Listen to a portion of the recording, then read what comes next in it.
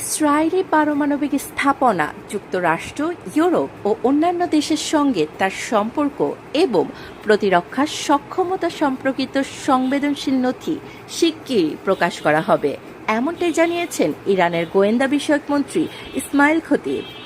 রবিবার রাষ্ট্রীয় টিভিতে খতিব বলেন, তেহরানের হাতে আসা এই নথিপথ একটি অমূল্য সম্পদ, যা দেশের আক্রমণাত্মক অবস্থানকেও আরও শক্তিশালী করতে সহায়তা করবে। তবে তিনি এ বিষয়ে তাৎক্ষণিক কোনো প্রমাণ দেননি। মধ্যপ্রাচ্যে একমাত্র পারমাণবিক অস্ত্রধারী দেশ হিসেবে বিবেচিত হলেও ইসরায়েল কখনোই তাদের পারমাণবিক অস্ত্রভান্ডার সম্পর্কে আনুষ্ঠানিকভাবে কোনো তথ্য প্রকাশ করেনি। দেশটির সরকার এখনও ইরানের হাতে নথি ফাঁসের বিষয়ে কোনো মন্তব্য করেনি।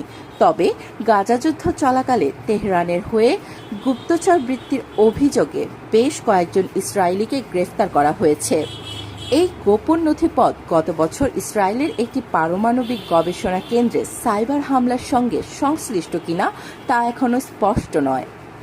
খতিব বলেন, এই ধনভাণ্ডার স্থানান্তর সময় সাপেক্ষ ছিল এবং নিরাপত্তা ব্যবস্থার প্রয়োজন ছিল। স্বাভাবিকভাবেই স্থানান্তর পদ্ধতিগুলো গোপন থাকবে, তবে নথিগুলো শীঘ্রই সামনে আসা উচিত। খতিব নথিপথের পরিমাণ ব্যাখ্যা করে বলেন, হাজার হাজার নথিপথ বলা হলেও তা কম বলা হবে। রাষ্ট্রীয় সম্প্রচার মাধ্যম IRIB সূত্রের বরাত দিয়ে জানিয়েছে, এই বিপুল পরিমাণ উপকরণ এবং সম্পূর্ণ জ্বালানিটি নিরাপদ স্থানে স্থানান্তরের প্রয়োজনীয়তার কারণে মিডিয়ার নিরাপত্তা জরুরি। প্রতিবেদনে আরও বলা হয়, এসব নথিপথ বর্তমানে নিরাপদ স্থানে রাখা হয়েছে। 2024 সালের এপ্রিলে সিরিয়ার দামাস্কাকে ইসরায়েলের দূতাবাসে বোমা হামলার প্রতিশোধ নেওয়ার পর ইরান ও ইসরায়েল একে অপরের ওপর সীমিত হামলা চালায়।